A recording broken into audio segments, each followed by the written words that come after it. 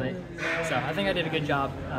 Not excellent, but I don't think I have to be excellent on the prelim day to make it through, so just glad to move on. What was there to improve on? You know, I think just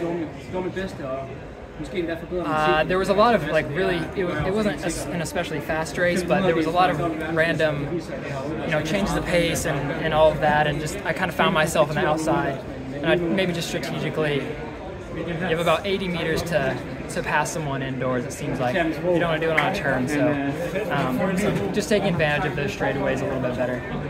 You said going into USA's, you watched a lot of film of previous championships to prepare. Did you do that for World Indoors? And if so, like, what did you learn? Yeah, I have looked at a handful of World Indoors for sure. What I've learned is that sometimes they're a jog fest, at least the ones I found, but I think it's a different kind of era of running, which, you know, we're missing some of the big players that, you know, have pushed races in the past, but I think it's going to be an honest race, and I want to make it that way if no one else wants to. So. Did you learn anything about Tefera? You know, he's won the last two. Yeah, he's good indoors. I mean, he's a good runner, and yeah, I was happy to have him in my prelim. Just, you know, get used to running with him. You know, you can only learn so much in 3.5 minutes. So, but it was good, and he's very talented. But I'm not putting any more weight to his name than I want to. When you say make it an honest race, does that mean that in the final you're going to take it out from the gun and lead the pack? I think, you know, I'm going to have to think about strategy about 2 days from now, I guess. And I don't know the exact strategy right now, but if I do know anything, it's not going to be very slow. So I'm ready to go with it.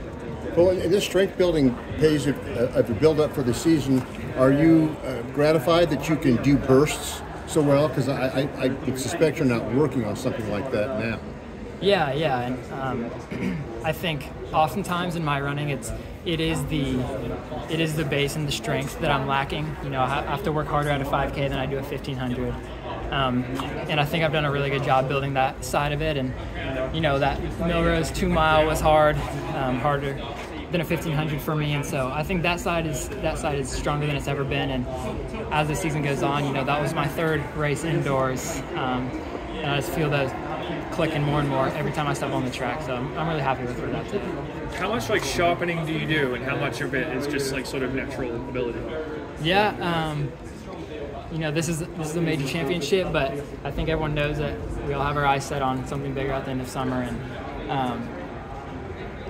you have to touch on speed. I can't run a 52 at the end of a race without touching speed a little bit, but we haven't been doing too much as far as that goes. So I'm really excited to just keep working through. And most importantly, excited for the final here in a couple of days.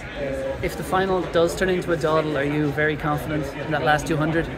I'm very confident. Yeah, I've said it before, and you know, like I don't think the races go slow now, regardless of what they have in the past. You know, some championship races, but I think either end of the spectrum, I think I should be top of the field. So I'm confident either way. Would you be happy with a silver or bronze, or is it all about the gold? You know, that might be a question that I'd have to think about after the race, but my eyes are set on gold, so there's no getting around that. Good job.